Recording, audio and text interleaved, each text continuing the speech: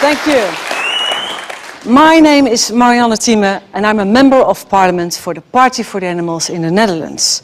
And our party is the very first in the world to champion the rights of non-humans in the national parliament. However, there are other problems in the world aside from animal welfare. So tonight I'm going to tell you some very hard truths about what we are doing to our planet. And I'm so pleased that you are ready to face up to these realities.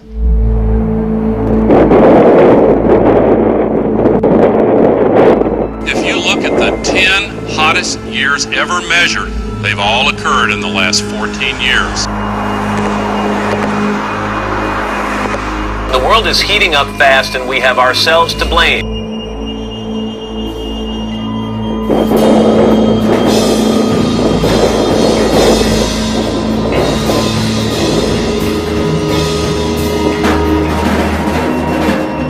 Global warming is real, and we humans are almost certainly the cause. Global warming, that's the world's greatest current concern.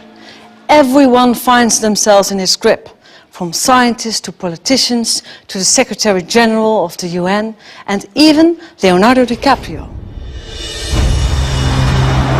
We face a convergence of crises. Industrial civilization has caused irreparable damage. By the middle of the century, there may be 150 million environmental refugees. Not only is it the 11th hour, it's 11:59. But it's that other film made by Nobel Prize winner Al Gore, which has truly succeeded in putting this global problem on the map. An Inconvenient Truth was a real wake-up call to the world. This was a great achievement for Al Gore. However, he forgot something rather important. The consequences of global warming are enormous. The climate researchers from the Intergovernmental Panel on Climate Change have estimated that by the year 2100, 1 to 3 billion people will be in dire need of fresh water. Hunger will increase throughout large parts of the globe. So it should come as no surprise that global warming is currently our foremost concern. Everyone who has seen Al Gore's film knows that our Earth is in bad shape. Greenhouse gas emissions must be reduced. This is on the agenda of every world leader. The causes of global warming must be dealt with now. And so, together we must identify the greatest emitters of greenhouse gases in our society. What do you think? What are the sources of greenhouse gases? The cars we're driving and the water waste and all the trash we don't care where we're throwing it, that's what I think. Cars, buses. It's industry, it's gasoline, it's energy use. All the fumes from cars, too many vehicles maybe. Fumes in the air, all the gas and people driving in the city. Cars, factories, planes. Much in the aviation industry hasn't helped. I mean, one airplane can fly across country and it's like 40 tons of carbon. 40 tons, that's a lot. I think in one word, I would say pollution. Coal power stations, gas power stations. People using more energy than they need to. We are wasting a lot. An excessive use of gases. And also coal burning stations, especially in China. All the pollutants that we pump into the air day after day. Everyone says the same thing. It's the cars, the planes, the industrial plants. It's because we leave our lights on and take long showers. Always the same familiar answers. And, well, yes, of course it's true. But no one has yet won the grand prize. Because we're forgetting one extremely important factor. 18% of global greenhouse gas emissions are caused by livestock farming. That might surprise you. Farmed animals, 18%. And guess what percentage of total global emissions are caused by transport? 13%. Just think. All the cars, tractors, trucks, ships and planes in the world added together emit fewer greenhouse gases than livestock farming. Oh, really? Wow, I thought it was mostly cars. Wow. Wow. Livestock. That's crazy. So more than the cars. Are you serious? Yeah, I didn't know that. That's insane. No, I did not know that. No. That's news to me. I've never heard that. I'd never heard the livestock connection, no. Well, I knew there was some. I had no idea it was that extensive. How does it come from livestock exactly? What do you call cow farts? What do you call that? Okay. Yeah, the methane gas coming from the cows. Yeah. It's cow shit, right? Doesn't cow poop? It's the emissions, right? I thought it was just fat people in the South here in America, but no, apparently it's cattle as well. It's quite worrying. Okay. But I saw an article that say because the cow, what they fast, and then actually the fasting make the global warming. Yeah. But how can it be that farm animals place a heavier burden on the environment than the entire transport sector worldwide? Well, actually, it's rather simple.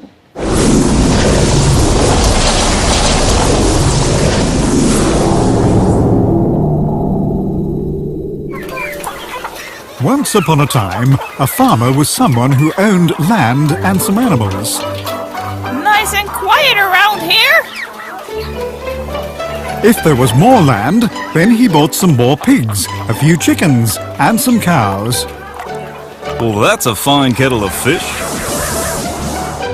You know what? All that grubbing around outside takes far too long. We're going to fatten you up and fast. It's not a fairy tale storybook. You're there to be eaten.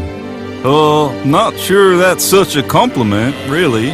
We'll squeeze you all together nice and efficiently, and you'll all get sick right away. You're telling me. Listen, Piggy, I'm not interested in your personal vision right now. In the Netherlands alone, you lot produce 70 billion kilos of dung. Do you know how bad that is for the environment and the climate? Sorry for living. Did you know that cows of all farm animals are the largest producers of greenhouse gases, mostly through all that belching and farting? Do you know what the problem is? You're eating us out of house and home. Who was just so pleased about fattening us up?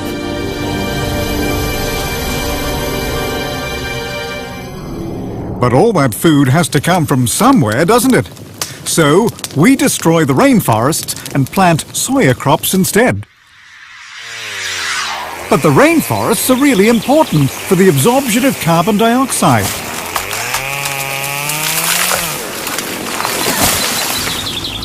And then we spray the stuff with pesticides, and we ship the soya off to Europe, where it ends up in your feeding troughs. So well organized. What are you people up to? Well, that's not our fault. Who actually wants to eat meat anyway? The consumer, okay? Is there something wrong with that? Well, that's a good question. Who actually eats so much meat? Eating meat is a luxury that we've got all rather too used to. Don't dare touch our steaks. Keep your hands off our barbecues. But once it becomes clear that all this meat is making a major contribution to the destruction of our Earth, shouldn't we think again? And yes, I hear some of you thinking, here we go again, yet another vegetarian fanatic. But I'm certainly not the only one who's worried about this issue.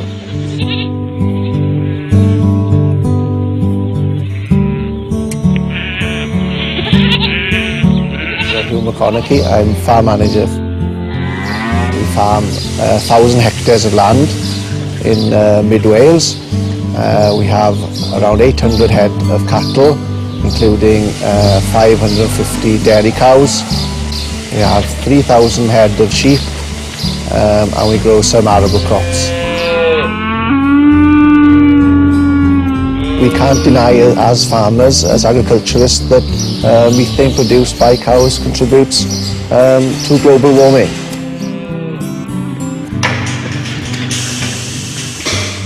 I'm David Davis. I work at the Institute of Biological, Environmental and Rural Sciences at Aberystwyth University.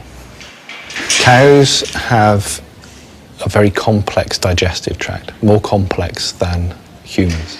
Within their stomach, they are able to digest plant fibre, and humans cannot. To do that, they need a very complex mix of bacteria and fungi and protozoa within their digestive system. Now, these microorganisms do not have access to oxygen, and the food that we eat as people gets converted into carbon dioxide and water. Because ruminants in the rumen don't have access to oxygen, they need to produce a different range of end products. And one of the key ones from the rumen is methane. When you compare with carbon dioxide, methane is 21 times more potent. The cow eats the feed in front of it, and it goes into its stomach, and as a result of that, the cow burps a lot. And this gas, which is produced when the animal burps, is one of the gases linked to warming and the greenhouse effect.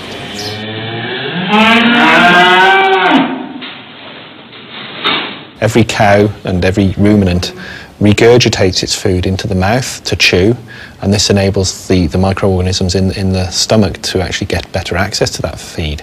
And whilst they're regurgitating it, they're actually releasing methane. So every time the cud, as it's called, comes into the mouth, a small amount of gas will also be released, and this will contain a large proportion of methane. No, you don't notice anything about it because it's just a natural process which occurs in all ruminants. The dairy cow that's producing 8,000 to 10,000 litres of milk every year will produce around 500 to 700 litres of methane every day. So your average cow will produce around 700 litres of methane per day. This is equivalent to the amount of greenhouse gas CO2 emissions produced by a big 4x4 vehicle travelling around 35 miles per day. The ruminant population within the world is probably growing, and it has to grow in line with the growth in population in order to feed that population. I think it should concern everybody.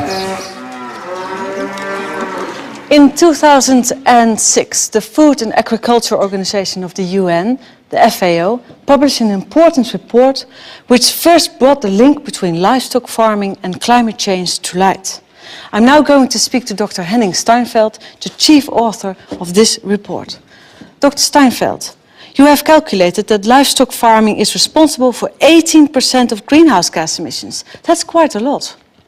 In fact, 18% is quite a lot. It has to do with the fact that in this assessment we took into account all the changes in land use that are related to livestock, the production of animals in terms of methane, the manure management in terms of also methane and nitrous oxides, and the various steps of the feed production, livestock production, processing, transport, and so on that have to do with livestock and feed commodities. And this is how you get to 18%. Okay. How did you respond yourself when you were confronted with these figures? I knew it was high. I knew also the impact on water and biodiversity was going to be very significant. I didn't expect it to be quite as high, but this is the figure we came up with. And what do you think? What was the most shocking, amazing conclusion from your report? Well, I think one of the issues is that this huge environmental impact that livestock have is not well understood by the public. It is not even well understood by the farmers themselves. So there is actually a strong case for regulating the livestock sector much more than is currently the case. Thank you. Everyone is talking about global warming and trying to find out why it is happening. But how can it be that livestock farming is hardly ever mentioned as one of its causes? Certainly when more and more scientists have made the link between livestock farming and climate change.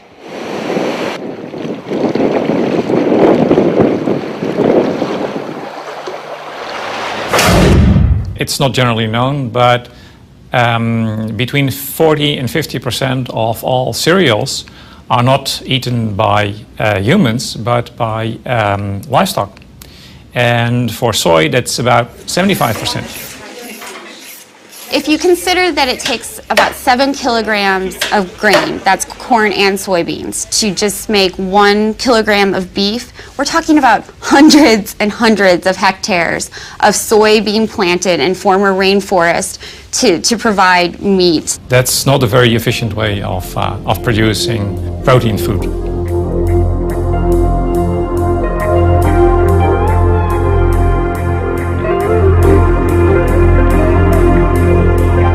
The soy is being imported from places like Brazil. Brazil has the biggest soy export market in the world, and their soy production has grown since the 1960s, something like 57 times. So they're just producing more soy than ever before.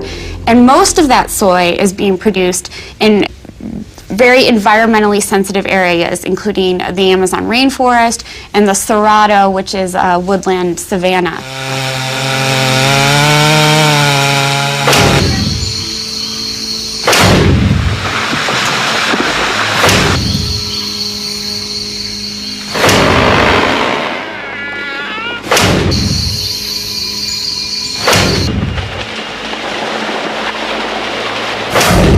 What can I say? It's a disaster. The main drawback is losing biodiversity, but indirectly it's also influencing climate change. It's speeding up the climate change that's already occurring. Carbon sinks are places in the world like the rainforest or the Cerrado or some agricultural lands that soak up and sequester carbon. And when those are lost, we're losing a very important tool in the fight against global warming.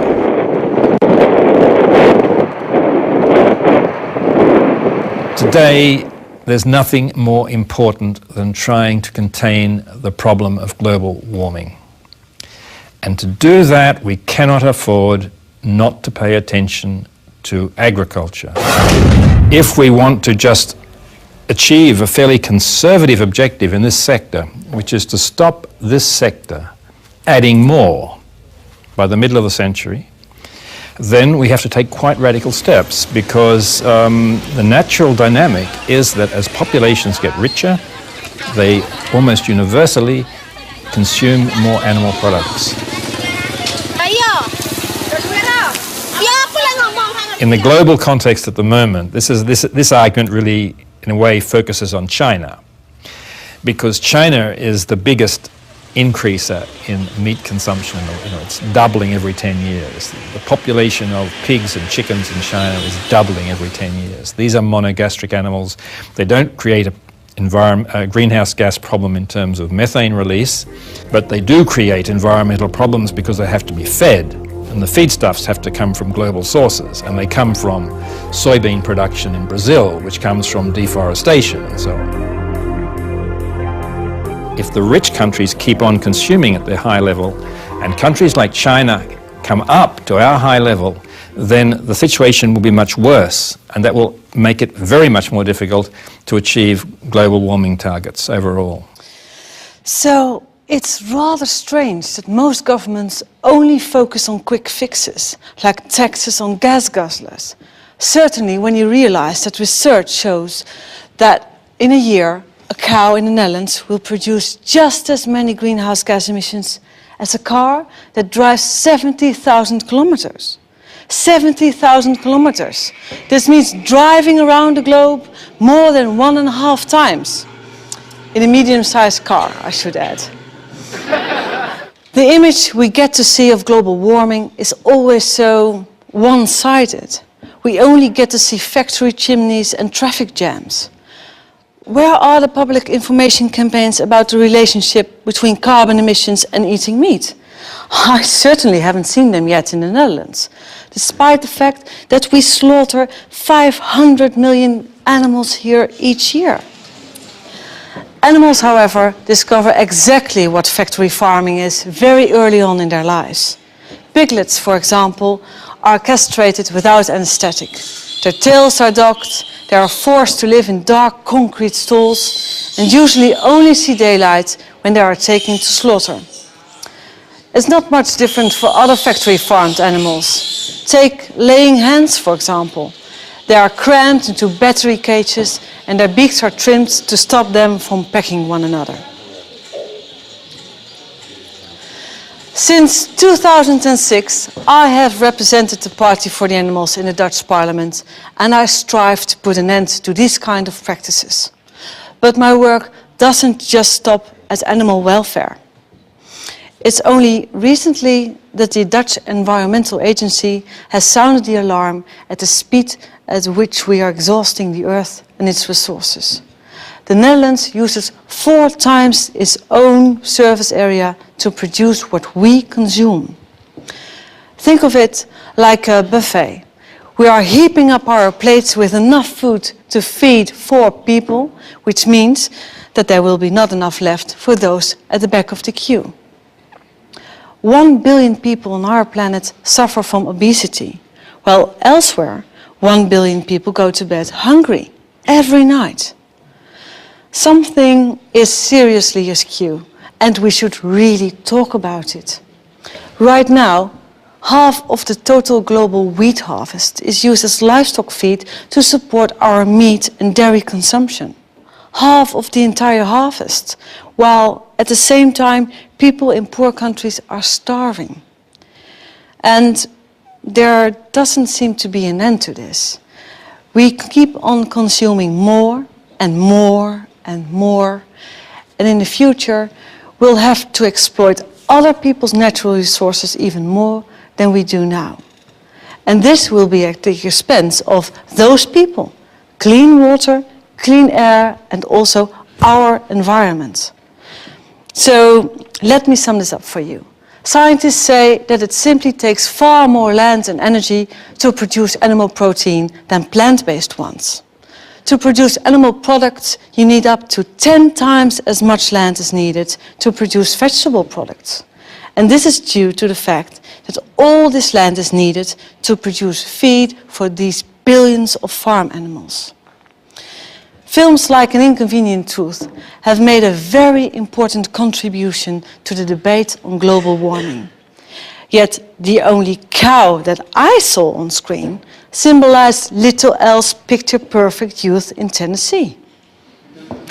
In the whole Inconvenient Truth, not a single word was said about livestock farming or the impact of this polluting industry. Dr. Steinfeld, how is it possible that livestock doesn't play a role in the discussion about global warming? Well, I think that the fact is that in the climate change discussion, much of the focus is on carbon dioxide. And the carbon dioxide emissions, if you look at the livestock sector, only make up about 1/3 of the total greenhouse gas emissions. Nitrous oxides and methane don't come very strongly into the debate, but they are much more potent in terms of greenhouse gases than carbon dioxide, and they need to be factored in. But Al Gore didn't say one single word about the livestock industry in his documentary. What do you think? Didn't you miss the aspect as well? It is certainly missing. The entire aspect of food is missing.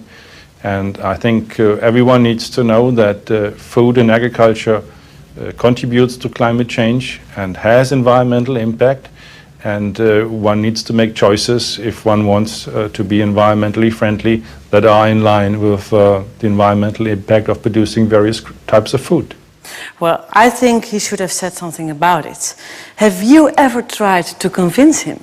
Well, I'm not someone who knows Al Gore personally.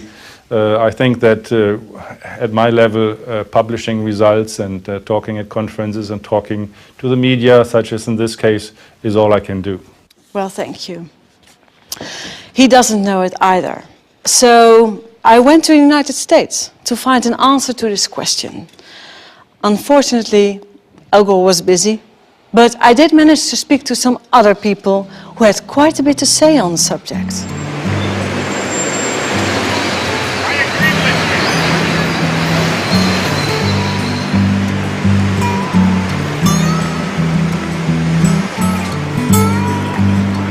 Yeah, you look great. Hello. Hi. Some information? Thank you. Have a nice day. Hi. Hi. Hi. Hi. Nice to meet you finally. Yeah. Yeah, you do such great work. Thank you. Thank you. Yeah. Having a good time. Yeah. What are you doing here? Well, we're out here trying to show people that if they're eating meat, they're engaging in the #1 most environmentally destructive behavior they could engage in. And showing people that rather than cars and trucks and SUVs, even rather than planes, meat is the #1 cause of global warming. Do people believe that when you tell them? People are shocked to find out. We hear so much about cars and trains and planes and energy, and people don't realize that it's actually the meat on their plate that's causing global warming rather than the car that they're driving even. Get you some information here? Thank you. Thank you. How's it going? There you go. Check that out when you get a chance. Thank you. Check that out. Thank you. We use this catchy phrase, climate change. It's really just a way to grab attention and get people to look in our direction long enough for us to give them a leaflet and explain the issue a little bit further. And get them to go home wondering, how is it that meat causes global warming, rather than wondering what's on television tonight or what am I going to have for dinner tonight. Hey there. One of these. Thank you. Saying that power plants are the #1 cause of global warming is like saying that humans are the #1 cause of global warming.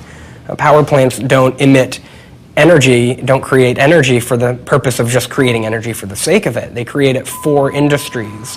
And one of the industries that uses the most energy is factory farming. All right. In the U.S., the meat industry uses about 1/3 of all the fossil fuels that we generate.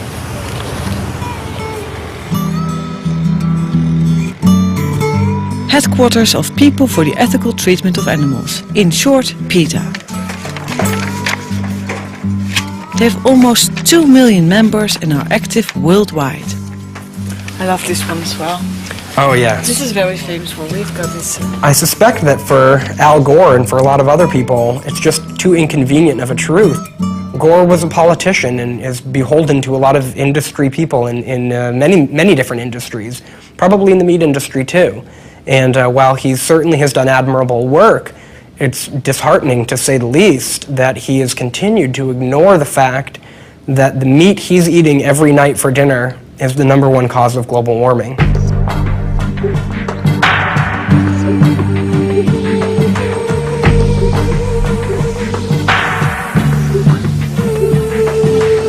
I'm Alicia Silverstone, and I'm a vegetarian. There's nothing in the world that's changed me as much as this. I feel so much better and have so much more energy. It's so amazing. There's a prominent environmental group in the U.S. called Environmental Defense, and they recently wrote on their website that if every American replaced chicken with vegetarian foods in just 1 meal per week, it'd be the equivalent in carbon dioxide of taking about 500,000 cars off of U.S. roads.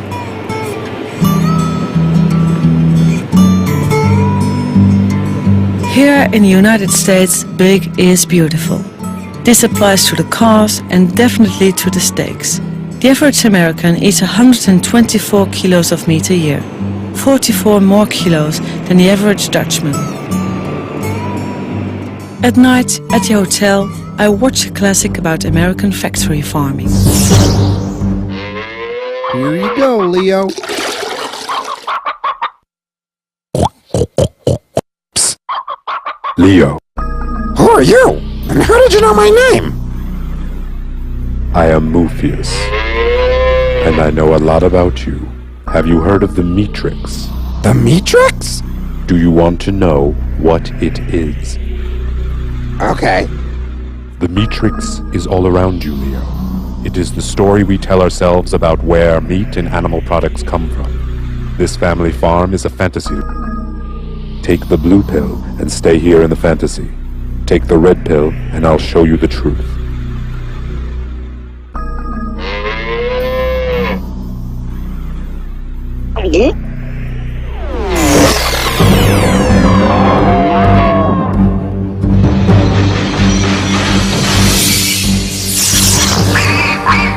Welcome to the real world. Wow! What is this horrible place? This is a factory farm, Leo. Places like this are where most eggs, milk, and meat come from. How did this happen? I'll show you. In the mid-20th century, greedy agriculture corporations began modifying sustainable family farming to maximize their profits at great cost to both humans and animals. Factory farming was born. Animals are packed as closely together as possible. Most never see sunlight, touch ground, or get fresh air. Many can't even turn around. These cruel conditions cause fights and disease amongst the animals. To fix this, the corporate machine began systematic mutilations, practices such as debeaking chickens. And they started adding a constant dosage of antibiotics to their feed, just to keep these poor wretches alive. This overuse of antibiotics breeds super strains of resistant disease-causing germs. Every day we get closer to an epidemic that cannot be stopped. Ew! What's that smell? 12 million pounds of excrement. This pollutes the air and groundwater. That's why communities near factory farms often suffer from high levels of related sicknesses. Well, it smells like shh. And what's more, factory farming corporations have been destroying communities and mistreating their workers for decades. Since 1950, over 2 million small hog farms have disappeared.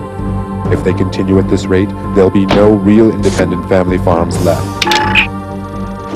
That is the matrix, Leo. The lie we tell ourselves about where our food comes from. But it's not too late.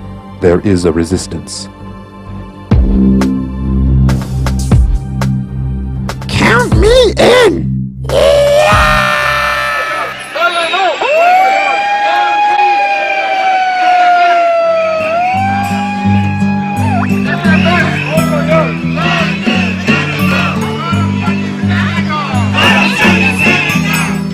Washington, city of politicians, policymakers, lobbyists and activists. Think of the seals when you buy your meals! Boycott Canada! Today, a demonstration against the seal hunt is held at the Canadian Embassy. Think of the seals when you buy your meals! Boycott Canada! This demonstration was organized by the Humane Society of the United States, America's largest animal welfare organization with 10 million members.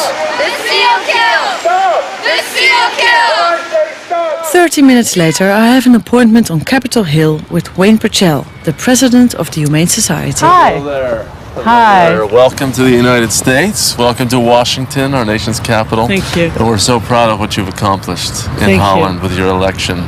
We all took note last November of how you were elected, and you're the first party for the animals in the world to achieve this. True. So thank you. And we Thank look you. forward to learning about what you've done. Oh, okay, it's so nice to meet you finally. You're the biggest organization on animal welfare. Yes, we are. We have 10 million supporters here in the United States in terms of paying supporters. Yeah. And then, of course, we have millions more who believe in what we're doing, and we're here to organize that sentiment to achieve political reforms for animals, among doing other things. We try to pressure corporations to do the right thing, and we educate the public, and we do hands-on care of animals as well. But the political work here in Congress is very important. Alright.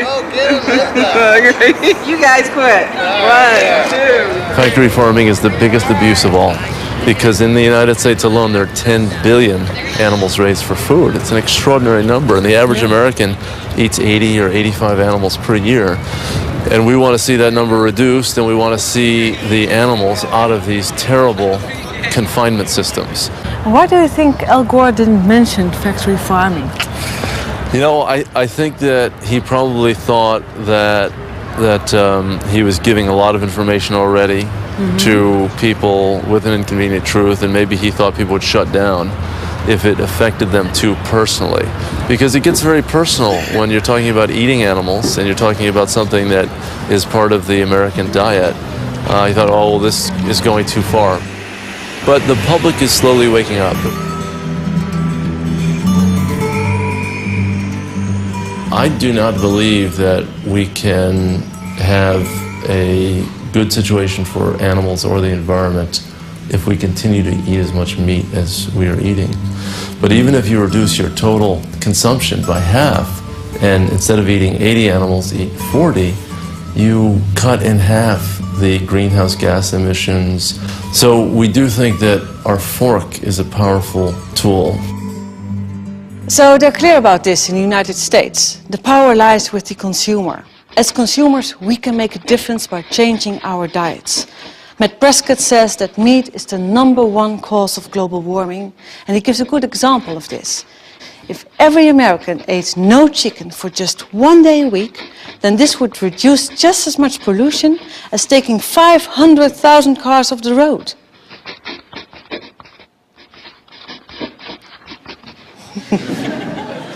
It's funny. Okay, I can hear you thinking meat and other animal products are bad for the environment. I get it. But don't we need meat and milk for our health? Where else do we get the calcium for our bones, the iron for our blood, and the vitamins and minerals we need to keep us healthy? Advertisers and food producers have done so much to indoctrinate us that you nearly end up believing it.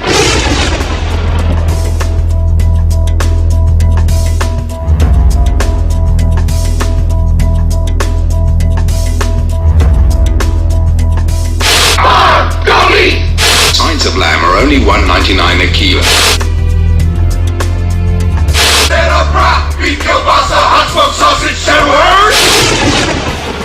The message is clear.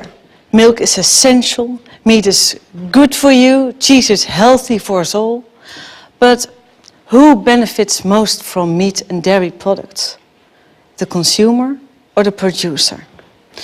Do we really need all that animal protein? Generally speaking, there's not a real problem for health if we have much lower meat consumption, and there are potential benefits. I mean, after all, colon cancer is one of the commonest cancers in high-income countries, and the risk of colon cancer is higher with high meat consumption. So there'll be a real benefit in terms of lowered colon cancer risk, for example. Going from our level of consumption to something that's just a bit below half of that would not involve any significant health harms and would almost certainly bring health benefits. As you probably already guessed, I'm a vegetarian. I actually used to like eating meat quite a lot. But that was until around 12 years ago when I saw a Dutch TV documentary called What the Cow Wants. It contained some really bizarre footage. Deze penskanule is een paar jaar geleden gemaakt. En daar kunnen koeien heel lang mee blijven leven. Soms wel meer dan 10 jaar. Dat is een gat met een diameter van een 10 centimeter. Daarin zit een siliconen ring met erin geklemd een deksel. Als ik nu druk, dan moet het mogelijk zijn om deze deksel naar binnen te drukken. Nu is die open. De deksel is eruit, kan eruit. En hier hebben we dus een gedeelte van de grassilage die het dier zojuist gegeten heeft. When I saw this, for me, that was the very limit. Animal diseases, animal suffering, animals that were no longer treated as living beings. I had seen it all. And I thought, no, not in my name. I want no part in this anymore. En zo kan het dekseltje er weer op. In the factory farming industry, animals are adapted to the food that we choose to give them and to the massive stalls in which they are forced to live. They are mutilated, they are given antibiotics to stop them getting sick. Pigs are now sometimes even given anti-stress pills to help them cope with their unnatural living conditions. Yet the fact that it turns out that livestock makes an enormous contribution to greenhouse gas emissions by belching, farting and defecating doesn't necessarily mean that we'll start keeping fewer cows, pigs and chickens. No, the industry will simply dream up something new. Would you believe it? They now even make fist-sized pills to stop cows from farting so much. But you know, consumer resistance against factory farming is steadily growing due to the increasing awareness of animal suffering that it entails. And sometimes you come across people from an entire different background who surprise you. It was in America that I met a man who is known as the Mad Cowboy. He was a factory farmer who got out of the livestock industry and went vegetarian around the time of the mad cow disease crisis in Europe.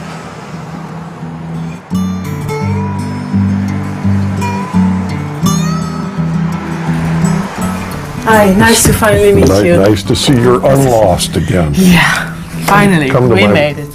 My humble abode. Thank you. Oh, it's nice and warm here. This is on the farm, and this is one of the dogs we had, which was Sam, good critter. That's the farm.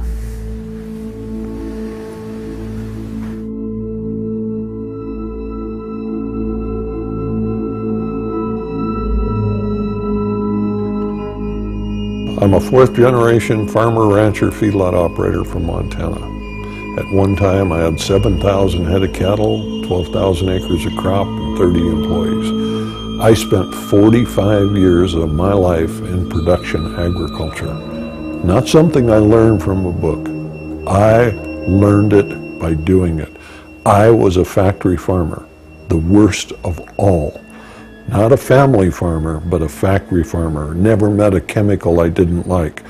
We'd actually grind up animals and feed them back to our animals. Had all of the bad habits. What are you doing here? Branding. Oh. See there? I've branded hundreds of thousands of animals. It's still allowed. It's still allowed in America? Absolutely. 1979, I ended up paralyzed from the waist down. Doctor told me I had a tumor on my spinal cord. He said if that tumor is on the inside of the cord, you have less than 1 chance in a million you will ever walk again.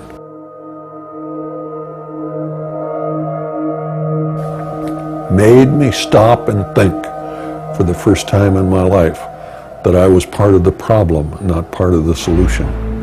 I saw the birds die, I saw the trees die, I saw the soil changed. And it was not until I was paralyzed that I was willing to admit that I was the problem. I ended up with a 1 in a million operation. I've walked out of the hospital with a 1 in a million operation, but I walked out a much different individual than I walked in. I knew that what we were doing was wrong, was absolutely, totally non-sustainable. Here's a scone that my wife made. Try that.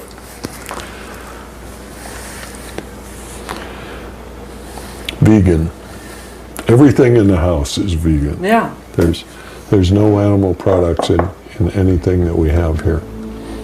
Oh, and it tastes good.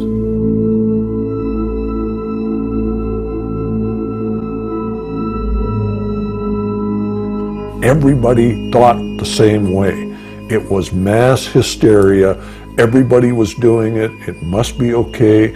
You started from the time you were a child. And can you imagine what it was like when I first asked myself the question, should we be eating animals?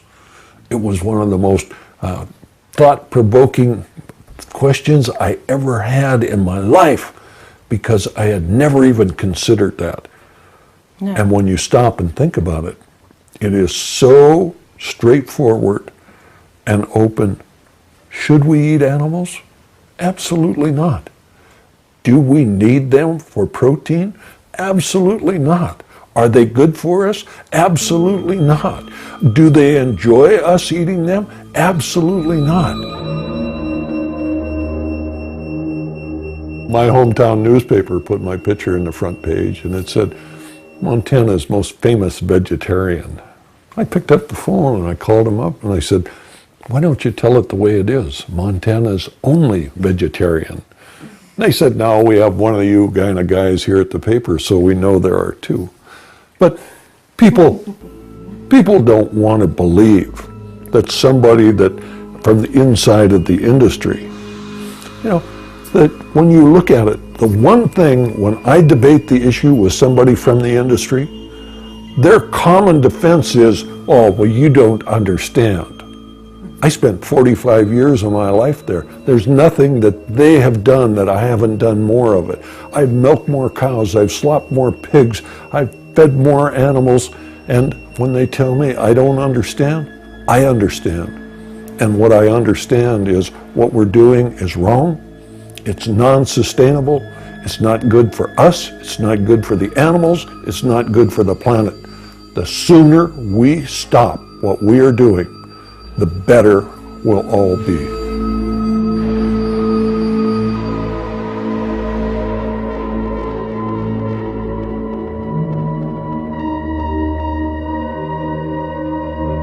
Did you also notice that there are more women vegan or vegetarian than men? Well, yeah. You know why? Tell me why. They're smarter. Ah. Yeah. Do you know why women live longer than men? Tell me. Because men have to live with women. You know, what I did is I went out on the road and I started talking to people. I traveled about 100,000 miles a year. It was not unusual for me to do 3 or 4 lectures a day. Some of the groups were large, some of them were small. The largest group I ever talked to was 40,000. The smallest was 2. We should never count the crowd.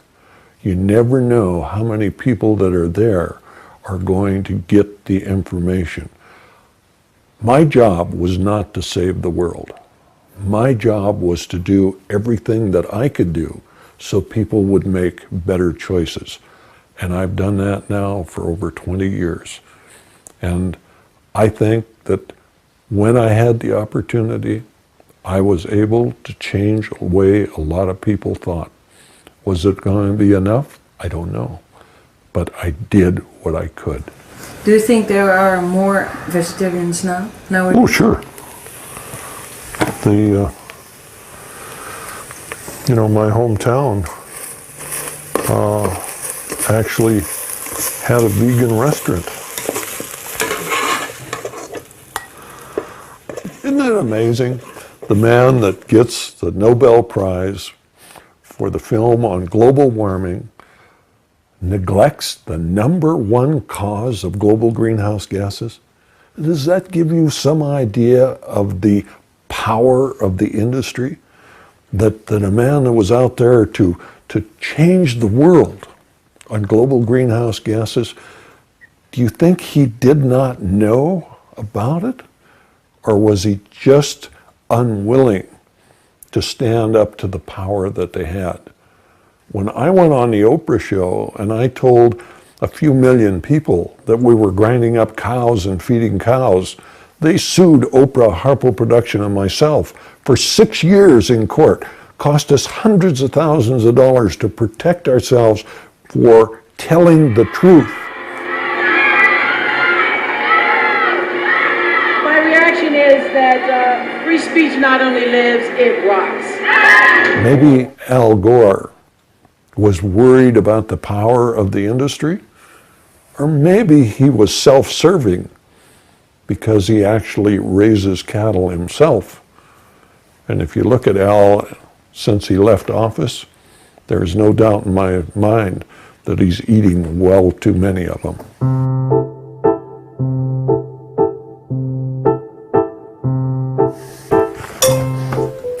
If there's something you would like that you don't see, I'll get it for you. No salt or pepper. No, this is fine.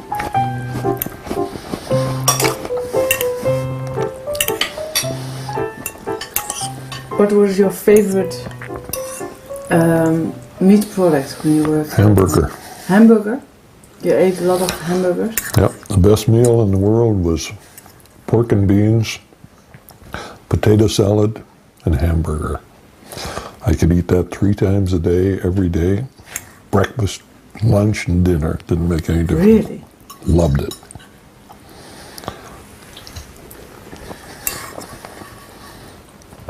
Turned out okay.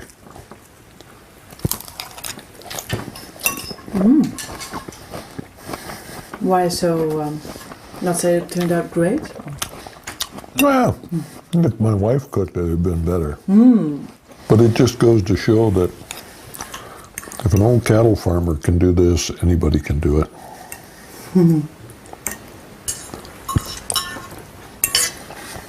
It's just a matter of time. It doesn't mean that we should slack off on what we're doing. But if we do everything we have the capability of doing, we will win. There's no doubt in my mind. The FAO has made some very interesting calculations. Between 1950 and the year 2000, the world population grew from 2.6 billion to 6 billion people. Yet meat production increased fivefold, from 45 to 233 billion kilos of meat each year. It's predicted that there will be 9 billion people living on our planet by the year 2050. And what will happen with the meat production?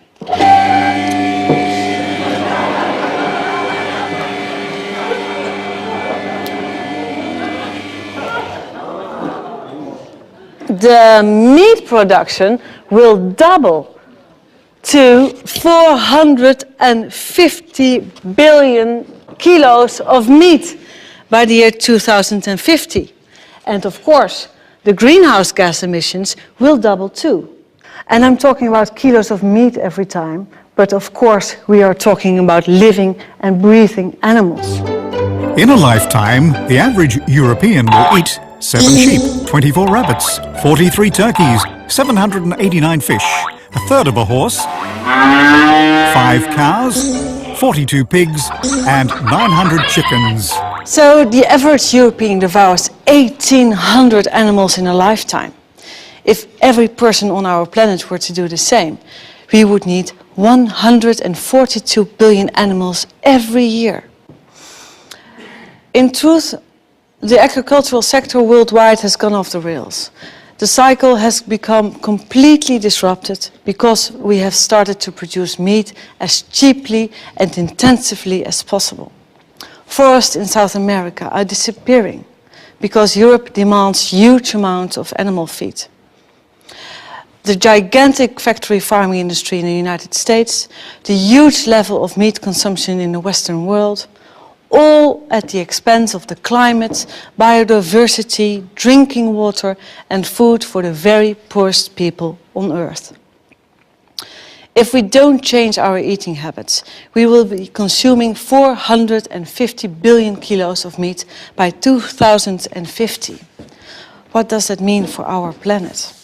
Dr. Steinfeld, what does it mean for our planet? What's your scenario? Well, there is a pessimistic scenario, and that is that nothing is done about it, and we continue to produce animals in the way we do right now. And in that case, the environmental impact is going to deteriorate beyond measure.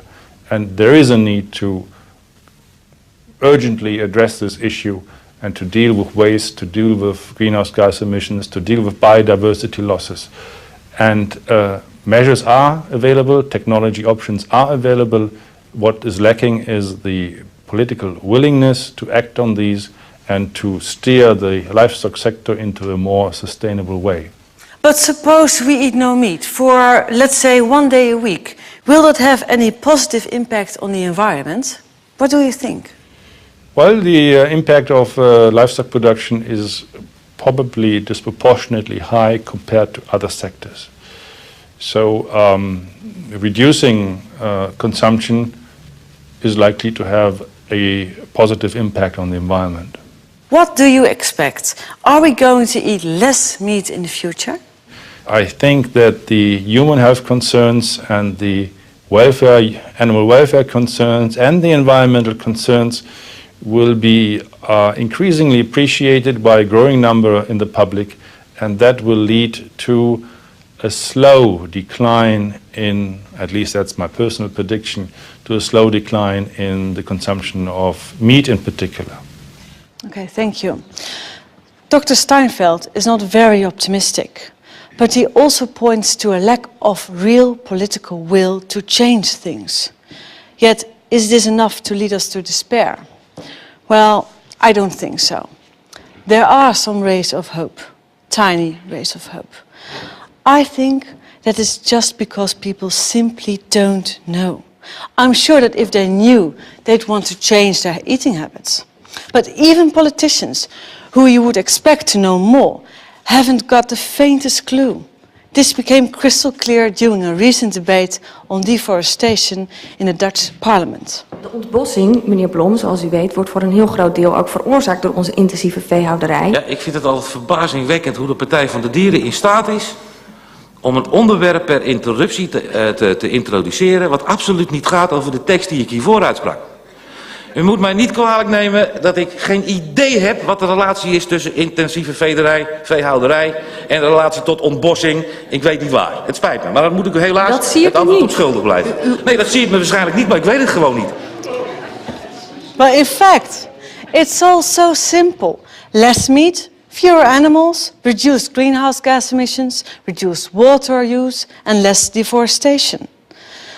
Johan Rank has directed music videos for Madonna, Beyoncé and Robbie Williams. And when he heard about the environmental problems caused by livestock farming, he thought, shit man, and made a very simple yet very effective short film that I don't want to keep from you.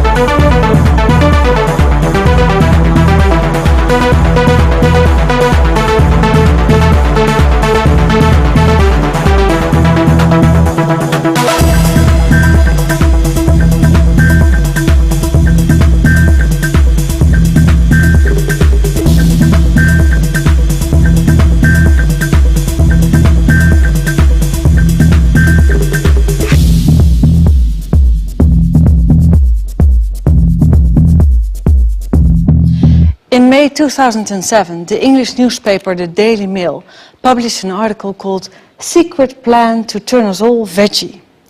And I quote, "Secret plans to encourage the nation to give up eating meat are being examined by the government to help save the planet. A leaked email expresses sympathy for the environmental benefits of a mass switch to a vegan diet." That's interesting. How much could reduced meat eating contribute to carbon savings? Together with the Free University Amsterdam, the Nicholas G. Pearson Foundation set out to discover what kind of carbon savings could be made in the US if they all went without meat for 1 or more days. And this is the result. If all Americans ate vegetarian for 7 days, they would save around 700 megatons of greenhouse gas emissions. That would be just the same as taking all the cars in America off the roads. Every single car. If everyone in America didn't eat meat for 6 days a week, this would make the same carbon savings as eliminating the total electricity use of all households in the States. This would result in carbon savings equivalent to planting 13 billion trees in your garden and letting them grow for 10 years. That's 43 trees for every American. This would result in carbon savings equivalent to halving the domestic use of all electricity, gas, oil, petroleum and kerosene in the United States. If all Americans cut out meat for 3 days, they would save almost 300 megatons of greenhouse gas emissions. This would have a greater impact on reducing global warming than if all cars in the US were replaced with Toyota Priuses. This would have the same positive effect on reducing greenhouse gases as replacing all household appliances like fridges, freezers, microwave ovens, dishwashers, washing machines, tumble dryers, and so on and so forth. And I mean replacing all appliances with energy efficient ones. Wouldn't that be great? What do you think? Would cutting out meat for just 1 day really have any effect? Well, I was flabbergasted with the result. If all Americans didn't eat meat for just 1 day a week, this would save 90 million plane tickets from New York to LA or from LA to New York. 90 million tickets each year just by eating no meat for just 1 day a week. You see,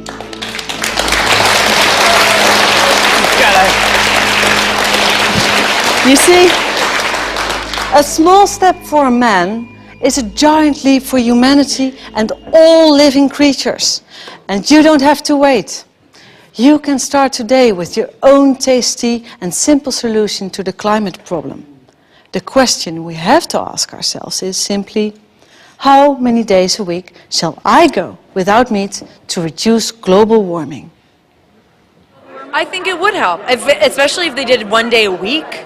I think that makes a huge difference. It makes a huge difference not only for the environment, but for the animals themselves, and then for our bodies. Not only think it would help what you're talking about, but I think it would help the karma also. Greenhouse gas is a really important thing. Global warming is really important.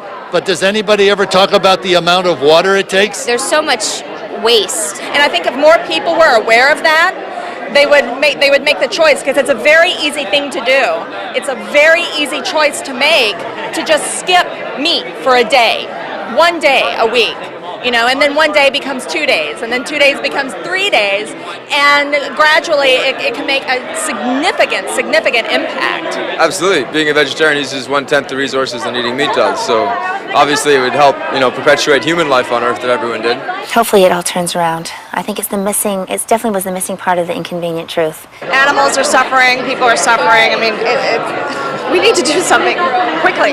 You know, you can't be a meat eater and call yourself an environmentalist. You can get a lot of protein from peanuts. I was raised in Canada, meat and potatoes. I never was a big meat eater my whole life, but you're raised that way, and it's really hard to switch gears. So I think when people just do the best they can. Should all eat less animals, or maybe just none. I think that would make a tremendous difference. You don't have to go 100% vegetarian, but we don't have to just have this mass gorging of meat that happens especially in the United States of America. Yes, I don't expect everyone on the planet to give up all meat. I think that's unrealistic, but I do think we could get people to understand that meat shouldn't be something they have for their own health on as regular a basis as they do have it. People don't think twice when they eat meat. People don't think twice the way their meat is manufactured.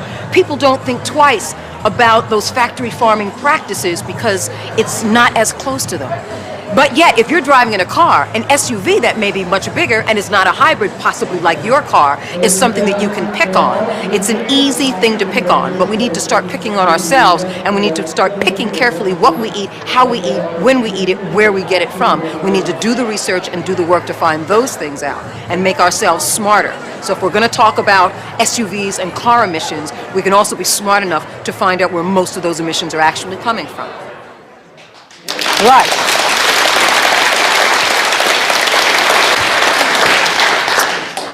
Actually, the solution to our climate problem is child's play. The production of 1 kilogram of beef is just as bad for the environment as driving around in the car for 3 hours while you left all your lights on at home. If all people in the world started eating as much meat as we do, then we'd need nearly 3 planets to be able to feed them all. And that's not possible.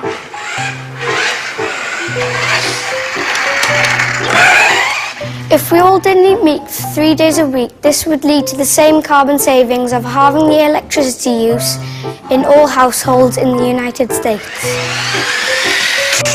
A vegetarian in a Hummer produces fewer carbon emissions than a meat eater in a Toyota Prius. But a vegetarian on a bike is much better. There are hundreds of millions of vegetarians today, and many more people who have already started eating less meat. Personally, I like to call them meat leavers. No, you didn't hear me wrong. I didn't say meat cleavers, but meat leavers. And if you've heard all this and are still not convinced, if climate change doesn't really matter to you, then why not just reduce your meat consumption for the sake of the animals? Because they cannot stand up for themselves and are the direct victims of our excesses. Thank you.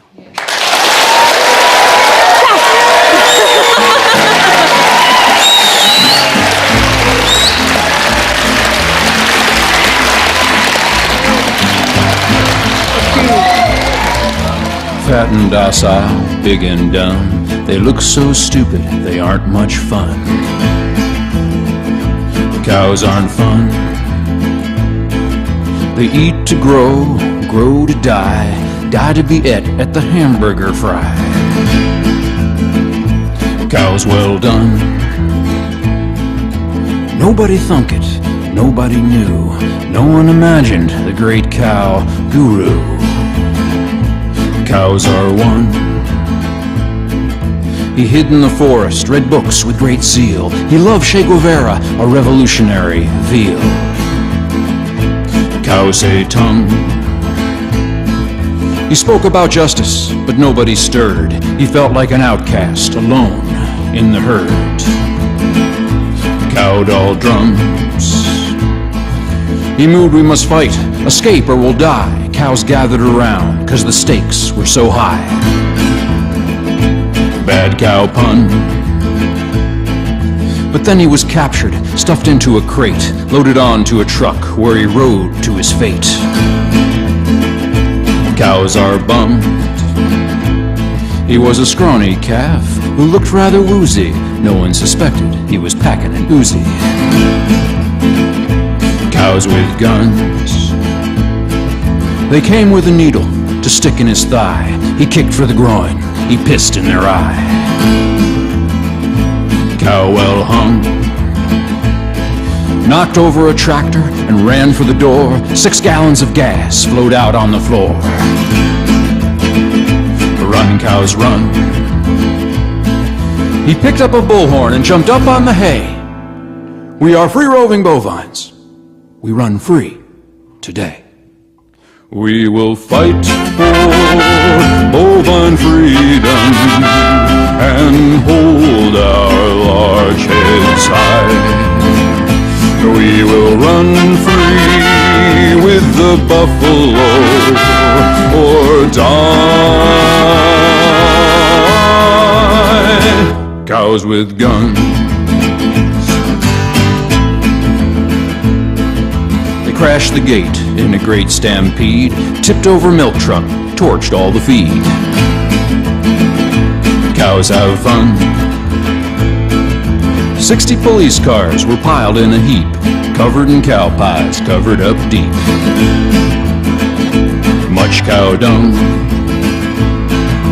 Black smoke rising, darkening the day. 12 burning McDonald's. Have it your way. We will fight for bovine freedom and hold our large heads high. We will run free with the buffalo or die. Cows with guns.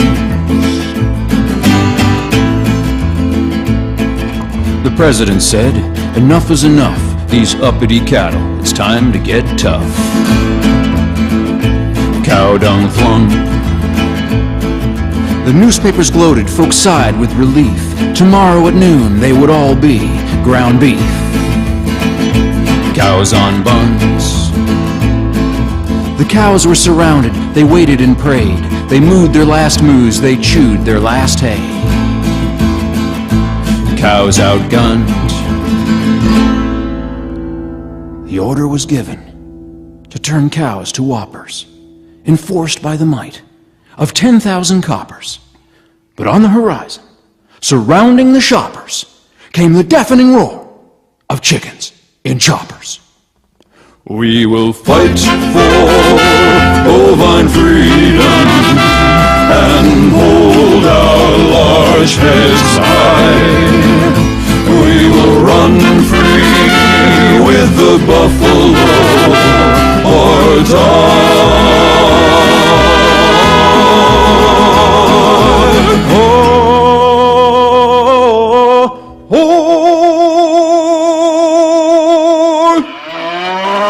Cows with guns.